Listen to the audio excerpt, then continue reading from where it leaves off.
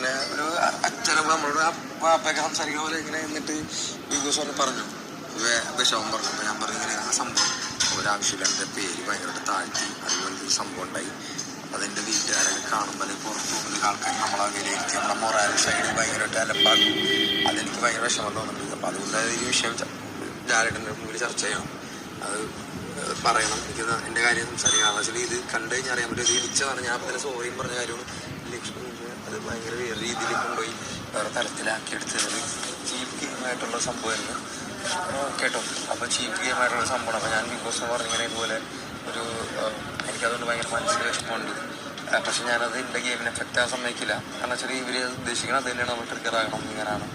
അതുകൊണ്ട് ഞാൻ പറഞ്ഞ് എനിക്കതൊരു അഷ്യൂറൻസ് തന്നാൽ മതി, ബിഗ് ബോസ് ലാലേട്ടന് വരുമ്പോൾ ഇത് സംസാരിക്കും എന്നുള്ള രീതിയിൽ. കാരണം വെച്ചാൽ പുറത്ത് കാണുമ്പോൾ എൻ്റെ വീട്ടുകാരിക്കും എല്ലാവർക്കും നാണക്കേടാണ്, ഭയങ്കര ശോകമാണ്. എന്നോട് സഹകരിക്കുന്ന സ്ത്രീകൾ അങ്ങനെ അല്ലെങ്കിൽ എൻ്റെ പരിപാടിക്ക് വരുന്ന സ്ത്രീകൾ ഞാൻ ഇൻഡസ്ട്രിയിൽ വർക്ക് ചെയ്യണോ എല്ലാവരും ബുദ്ധിമുട്ടാണ്. അപ്പോൾ അതൊരു കാര്യം ബിഗ് ബോസ് അഷ്യൂറാണ്.